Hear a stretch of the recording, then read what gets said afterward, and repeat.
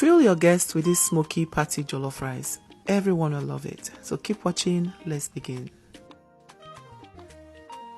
First, you want to prepare the pepper mix. Clean everything up, remove the seed from the peppers. It can make your sauce bitter, and then cut them up like this. You can roast in the oven or simply boil, and once the water is dry like this, your pepper mix is set. The meat stock is important, so cook your protein of choice. I'm using chicken. Add your onion, some thyme, you can use dry thyme, garlic and ginger, some seasoning and salt. Mix this well and then cover to steam for about 15 to 20 minutes. I'm working with hard chicken, so it takes time to cook.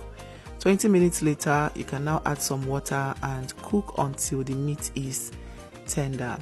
Once the meat is cooked, separate the meat from the stock and pass the stock through a sieve. We need it for our jollof rice.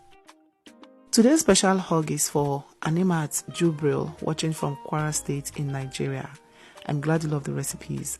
Please let me know where you're watching from so I can send you a hug in my next video. So next, I'm going to fry the meat in some oil. I'm using hard chicken and it's barely got some flesh on it, so the trick here is to crank up the heat so it browns outside faster without the interior getting too dry.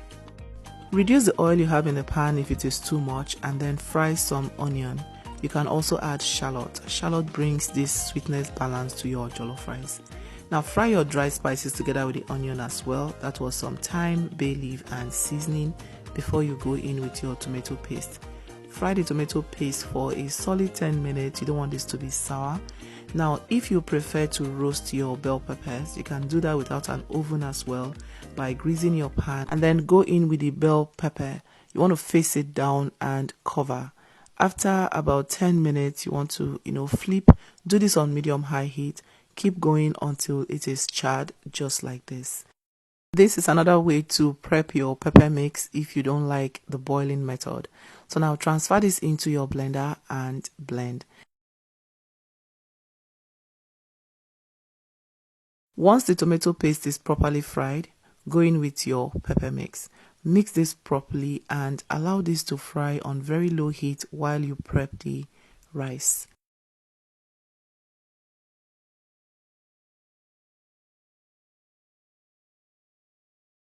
Add some rice into a bowl, go in with some hot water and let it soak for about 3 minutes.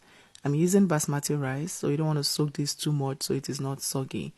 Drain the rice and clean it properly with cold water and salt to remove any excess starch. So whether you are using long grain parboiled rice or basmati rice, wash your rice properly to get rid of starch. You don't want to parboil your rice for jollof rice before cooking. No, it won't have enough time to absorb all of the sauce and smokiness. So introduce your rice, cook it for the first 10 minutes, come back, give it a good mix, and now you can adjust with seasoning if necessary.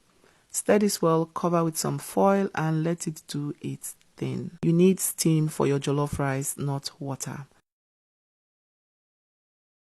20 minutes later, remove the foil, fluff out the rice to release the steam, and then go in with some stew. Please set some stew aside before you add the rice, and then go in with your butter, tomatoes, and onion.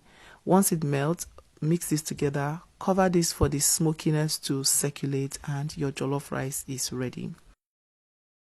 To make the coleslaw, you need some cabbage and carrot. With these two ingredients, your coleslaw is ready, but I like to go extra. I add some baked beans and eggs. You can also add corned beef if you prefer.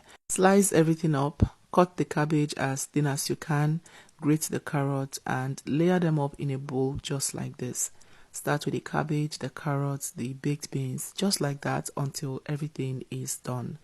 Now transfer this into a refrigerator to cool down, and when it is time to serve, you can now go in with your mayonnaise and some apple. I like to do this when I'm having this by itself, but when I'm serving this with jollof rice, I serve plain with the rice. I hope you enjoy. Bye.